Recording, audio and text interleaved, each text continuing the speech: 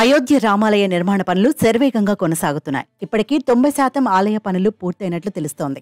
December 30న airport, railway stations ను ప్రధాని మోదీ ప్రారంభించారు. ఈ నెల 22న శ్రీరాముని విగ్రహ ప్రతిష్టాపన జరగనుంది. ఇందుకోసం అయోధ్య నగరాన్ని మొత్తం ముస్తాబు చేస్తోంది యోగి ప్రభుత్వం.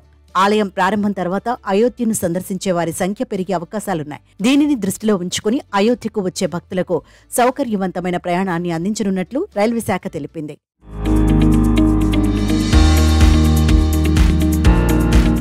జనవరి 23 నుంచి అయోధ్య సందర్శనకు వచ్చే ప్రయాణికుల కోసం ఇండియన్ రైల్వే ప్రత్యేక ప్రణాళికను రూపొందించింది. దేశంలోని నలుమూలల నుంచి వచ్చే భక్తుల కోసం ప్రత్యేక ట్రైన్లను సిద్ధం చేస్తోంది.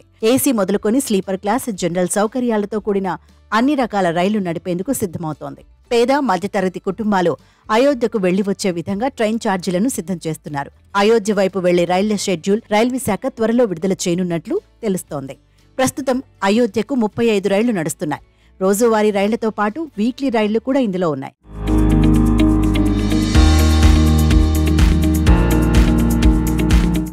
ప్రస్తుతం ఉన్న రైళ్లతో పాటు జనవరి 22 నుంచి 37 అదనపు రైళ్లను నడపనున్నారు. దీంతో దేశంలోని 430 నగరాల నుంచి మొత్తం 72 రైళ్లు అయోధ్యకు నడవనున్నాయి. భక్తుల రాకను దృష్టిలో ఉంచుకుని అయోధ్యకు అదనపు రైళ్లను నడపనున్నట్టు తెలిపారు. మరిన్ని నగరాలను నేరుగా అయోధ్యకు అనుసంధానం చేసేందుకు రైల్వే శాఖ ప్రయత్నిస్తోందని అన్నారు.